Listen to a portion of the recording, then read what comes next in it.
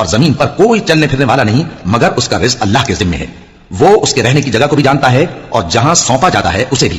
یہ سب کچھ کتاب روشن میں لکھا ہوا ہے. اور وہی تو ہے جس نے آسمان اور زمین کو 6 دن میں بنایا اور اس وقت اس کا عرش پانی پر تھا. تمہارے پیدا کرنے سے مقصود یہ ہے کہ وہ تم کو آزمائے کہ تم میں عمل کے لحاظ سے کون بہتر ہے. اور اے نبی اگر تم کہو کہ تم لوگ مرنے کے بعد زندہ کر کے اٹھائے جاؤ گے تو کافر کہہ دیں گے کہ یہ تو کھلا جادو ہوا. اور اگر ایک مدت معین تک ہم ان سے عذاب روک دیں تو کہیں گے کہ کون سی چیز عذاب کو روکے ہوئے ہے. دیکھو جس روز وہ ان پر واقع ہوگا پھر ٹلنے کا نہیں. اور جس چیز کا یہ مذاق اڑاتے ہیں وہ ان کو گھیر لے گی. اور اگر ہم انسان کو اپنے پاس سے نعمت بخشیں پھر اس سے اس کو چھین لے تو نا امید اور ناشکرا ہو جاتا ہے. اور اگر تکلیف پہنچنے کے بعد آسائش کا مزہ چکھائیں تو خوش ہو کر کہتا ہے کہ سب سختیاں مجھ سے دور ہو گئیں. بے شک وہ ہے ہی خوشی میں مست ہو جانے والا, بڑا فخر جتانے والا. ہاں جنہوں نے صبر کیا اور عمل نیک کیے یہی ہیں جن کے لیے بخشش اور اجر عظیم ہے. تو شاید تم کچھ چیز وہی میں سے جو تمہارے پاس آتی ہے چھوڑ دو اور اس خیال سے تمہارا دل تنگ ہو کہ کافر یہ کہنے لگیں کہ اس پر کوئی خزانہ کیوں نہیں نازل ہوا یا اس کے ساتھ کوئی فرشتہ کیوں نہیں آیا. اے نبی تم تو صرف نصیحت کرنے والے ہو اور اللہ ہر چیز کا نگہبان ہے. کیا یہ لوگ کہتے ہیں کہ اس نے قرآن از خود بنا لیا ہے؟ کہہ دو کہ اگر سچے ہو تو تم بھی ایسی 10 صورتیں بنا لاؤ اور اللہ کے سوا جس جس کو بلا سکتے ہو بلا بھی لو. بس اگر وہ تمہاری بات قبول نہ کریں تو جان لو کہ یہ قرآن اللہ کے علم سے اترا ہے اور یہ کہ اس کے سوا کوئی معبود نہیں. تو کیا تم لوگ اسلام لاتے ہو؟ جو لوگ دنیا کی زندگی اور اس کی زیب و زینت کے طالب ہوں ہم ان کے اعمال کا بدلہ انہیں دنیا ہی میں دے دیتے ہیں اور اس میں ان کی حق تلفی نہیں کی جاتی. یہ وہ لوگ ہیں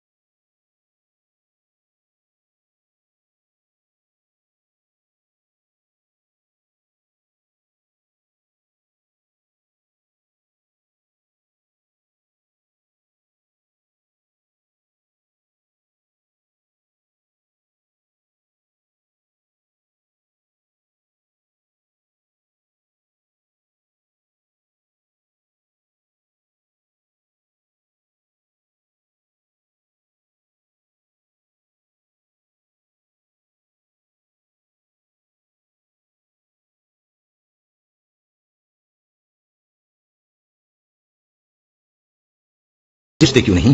اور ہم نے نوح کو ان کی قوم کی طرف بھیجا تو انہوں نے ان سے کہا کہ میں تم کو کھول کھول کر ڈر سنانے اور یہ پیغام پہنچانے آیا ہوں کہ اللہ کے سوا کسی کی عبادت نہ کرو, مجھے تمہاری نسبت دردناک عذاب کا خوف ہے. تو ان کی قوم کے سردار جو کافر تھے کہنے لگے کہ ہم تم کو اپنے ہی جیسا ایک آدمی دیکھتے ہیں اور یہ بھی دیکھتے ہیں کہ تمہارے پیراؤ وہی لوگ ہوئے ہیں جو ہم میں ادنا درجے کے ہیں اور وہ بھی سطحی رائے سے, اور ہم تم میں اپنے اوپر کسی طرح کی فضیلت نہیں دیکھتے بلکہ تمہیں جھوٹا خیال کرتے ہیں. فرمایا کہ اے قوم دیکھو تو اگر میں اپنے پروردگار کی طرف سے دلیل روشن رکھتا ہوں اور اس نے مجھے اپنے ہاں سے رحمت بخشی ہو جس کی حقیقت تم سے پوشیدہ ہو گئی ہے تو کیا ہم اس کے لیے تمہیں مجبور کر سکتے ہیں جبکہ تم اس سے ناخوش ہو. اور اے قوم میں اس نصیحت کے بدلے تم سے مال و زر کا مطالبہ تو نہیں کرتا, میرا صلہ تو اللہ کے ذمہ ہے اور جو لوگ ایمان لائے ہیں میں ان کو نکالنے والا بھی نہیں ہوں, وہ تو اپنے پروردگار سے ملنے والے ہیں لیکن میں دیکھتا ہوں کہ تم لوگ نادانی کر رہے ہو. اے میری قوم اگر میں ان کو نکال دوں تو اللہ کی گرفت سے بچانے کے لیے کون میری مدد کر سکتا ہے؟ بھلا تم غور کیوں نہیں کرتے؟ اور میں نہ تم سے یہ کہتا ہوں کہ میرے پاس اللہ کے خزانے ہیں اور نہ یہ کہ میں غیب جانتا ہوں اور نہ یہ کہتا ہوں کہ میں فرشتہ ہوں اور نہ ان لوگوں کی نسبت جن کو تم حقارت کی نظر سے دیکھتے ہو یہ کہتا ہوں کہ اللہ ان کو بھلائی یعنی اعمال کی جزا نہیں دے گا. جو ان کے دلوں میں ہے اسے اللہ خوب جانتا ہے. اگر میں ایسا کہوں تو بے انصافوں میں ہو جاؤں. انہوں نے کہا کہ نوح تم نے ہم سے جھگڑا تو کیا اور جھگڑا بھی بہت کیا, اب اگر تم سچے ہو تو جس چیز سے ہمیں ڈراتے ہو وہ ہم پر لا نازل کرو. نوح نے کہا کہ اس عذاب کو تو اللہ ہی چاہے گا تو نازل کرے گا اور تم اللہ کو کسی طرح ہرا نہیں سکتے. اور اگر میں یہ چاہوں کہ تمہاری خیر خواہی کروں اور اللہ یہ چاہے کہ تمہیں گمراہ رہنے دے تو میری خیر خواہی تم کو کچھ فائدہ نہیں دے سکتی. وہی تمہارا پروردگار ہے اور تمہیں اسی کی طرف لوٹ کر جانا ہے. کیا یہ لوگ کہتے ہیں کہ اس پیغمبر نے قرآن اپنے دل سے بنا لیا ہے؟ کہہ دو کہ اگر میں نے دل سے بنا لیا ہے تو میرے گناہ کا وبال مجھ پر اور جو گناہ تم کرتے ہو اس سے میں بری الذمہ ہوں. اور نوح کی طرف وحی کی گئی کہ تمہاری قوم میں جو لوگ ایمان لا چکے ان کے سوا اور کوئی ایمان نہیں لائے گا, تو جو کام یہ کر رہے ہیں ان کی وجہ سے غم نہ کھاؤ اور ایک کشتی ہمارے حکم سے ہمارے سامنے بناؤ اور جو لوگ ظالم ہیں ان کے بارے میں مجھ سے کچھ نہ کہنا کیونکہ وہ ضرور غرق کر دیے جائیں گے. اور نوح نے کشتی بنانا شروع کر دی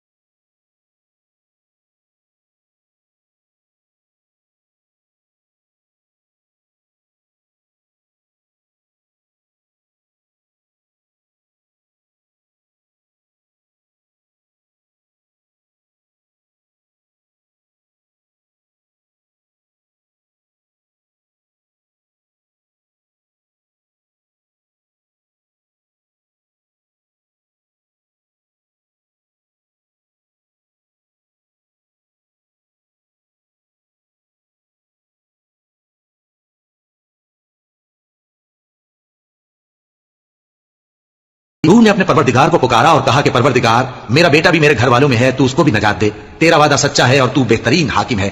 अल्लाह ने फरमाया कि ऐ नूह, वो तेरे घर वालों में नहीं है, वो तो सरासर बदअमल है, तो जिस चीज की तुमको हकीकत मालूम नहीं उसके बारे में मुझसे दरखास्त ही ना करो, और मैं तुमको नसीहत करता हूं कि नादान ना बनो।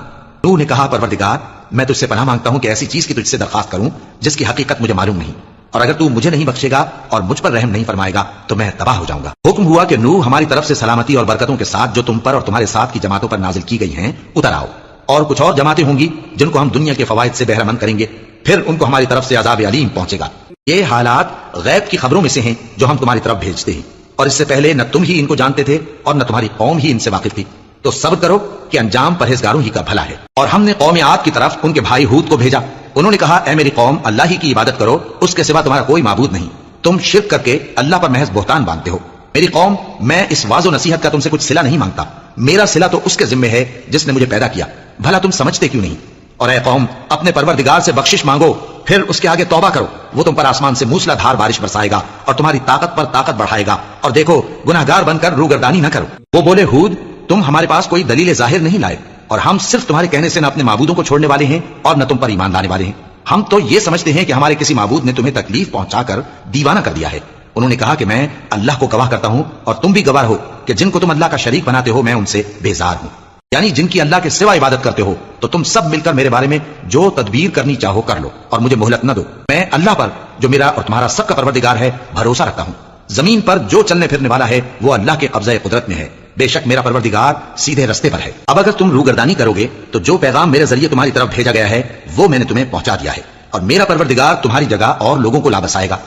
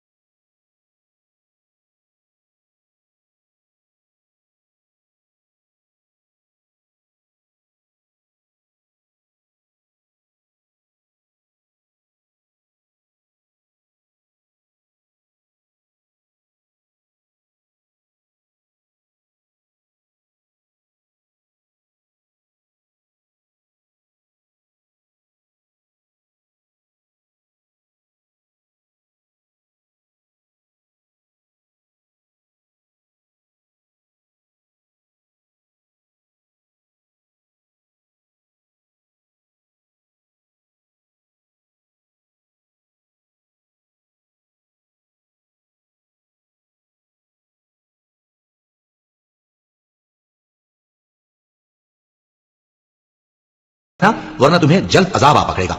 मगर उन्होंने उसको काट डाला तो स्वाले ने कहा कि अपने घरों में 3 दिन और फायदे उठा लो, ये वादा है कि झूठा ना होगा। बस जब हमारा हुक्म आ गया तो हमने स्वाले को और जो लोग उनके साथ ईमान लाए थे उनको अपनी मेहरबानी से बचा लिया और उस दिन की रुसवाई से महफूज रखा। बेशक तुम्हारा परवरदिगार ताकतवर है, जबरदस्त है। और जिन लोगों ने जुल्म किया था उनको चिंगाड़ की सूरत में अजाब ने आ पकड़ा तो वो अपने घरों में औंधे पड़े रह गए, गोया कभी उनमें बसे ही न थे। सुन रखो कि कौम समूद ने अपने परवरदिगार से कुफ्र किया, और सुन रखो कौम समूद पर फिटकार है। और हमारे फरिश्ते इब्राहिम के पास बिशारत लेकर आए तो सलाम कहा, उन्होंने भी जवाब में सलाम कहा। अभी कुछ वक्फा नहीं हुआ था कि इब्राहिम एक भुना हुआ बछड़ा ले आए। फिर जब देखा कि उनके हाथ खाने की तरफ नहीं बढ़ते, यानी वो खाना नहीं खाते, तो उनको अजनबी समझकर दिल में खौफ किया। फरिश्तों ने कहा कि खौफ न कीजिए, हम कौम लूत की तरफ उनके हलाक करने को भेजे गए हैं।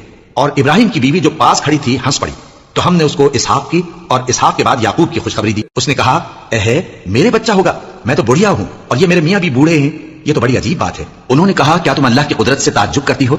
ए अहले बैत, तुम पर अल्लाह की रहमत और उसकी बरकतें हैं, वो लायक तारीफ है, बड़ा है। फिर जब इब्राहिम से खौफ जाता रहा और उनको खुशखबरी भी मिल गई तो कौम लूत के बारे में लगे हमसे बहस करने। बेशक इब्राहिम बड़े तहम्मुल वाले, नर्म दिल और रुजू करने वाले थे।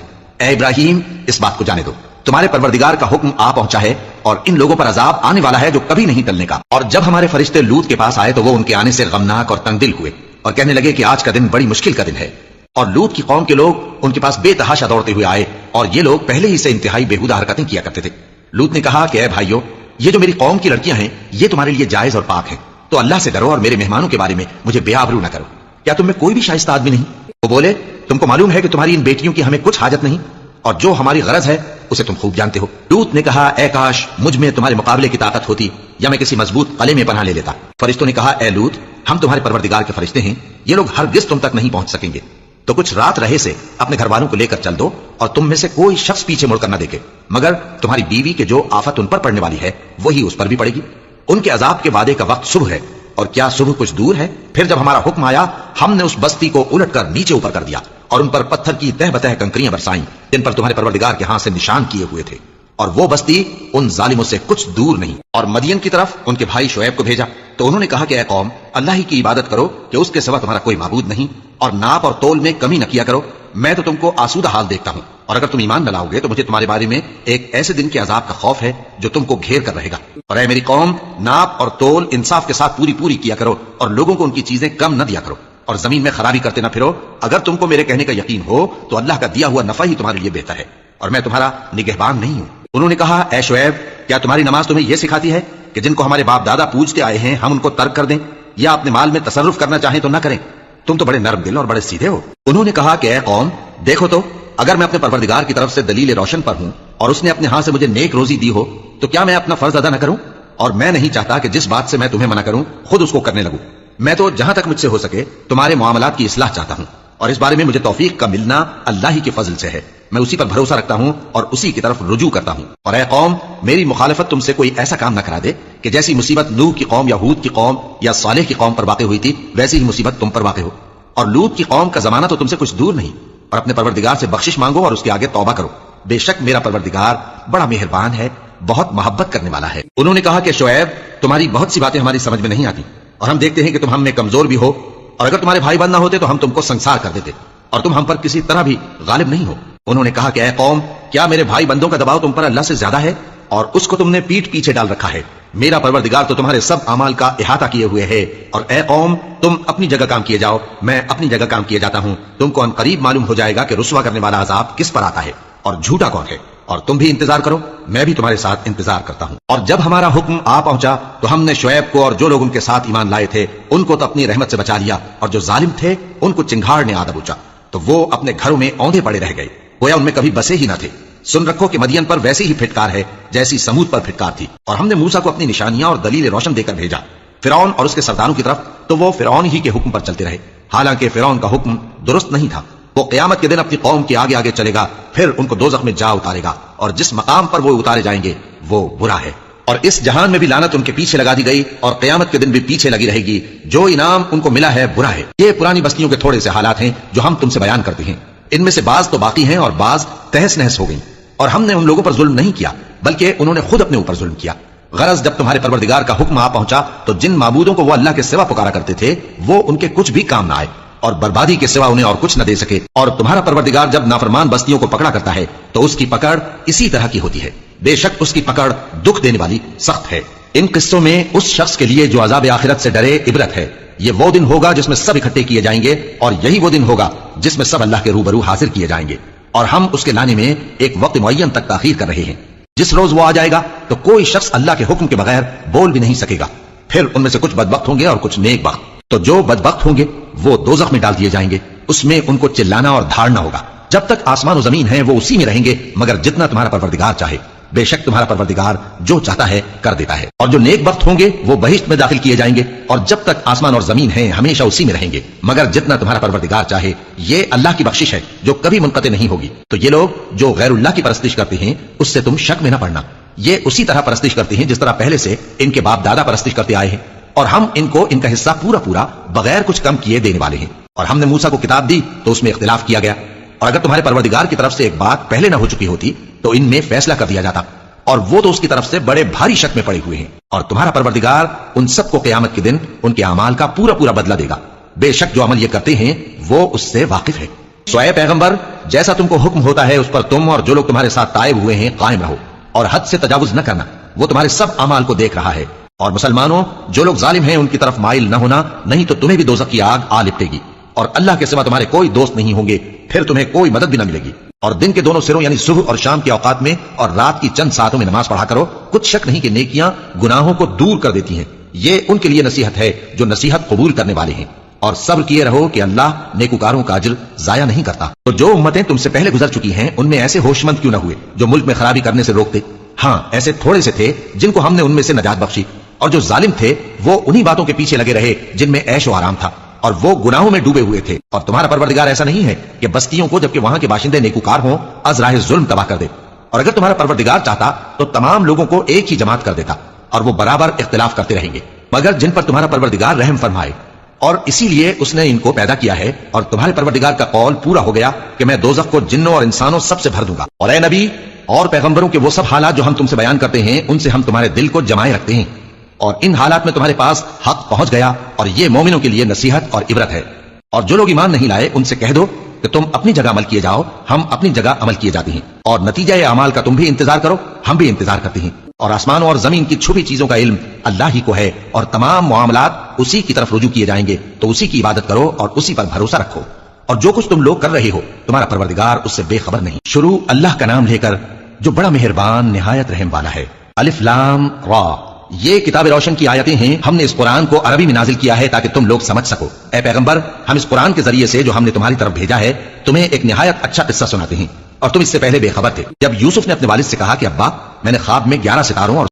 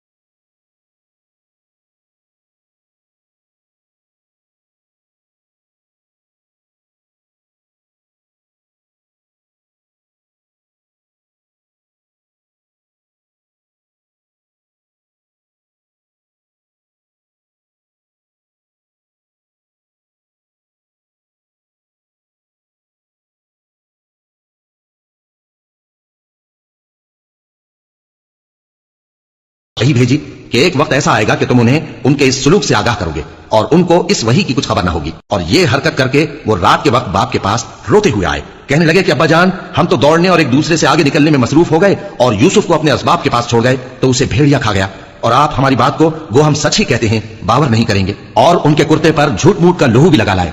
یعقوب نے کہا کہ یوں نہیں ہے، بلکہ تم اپنے دل سے یہ بات بنا لائے ہو۔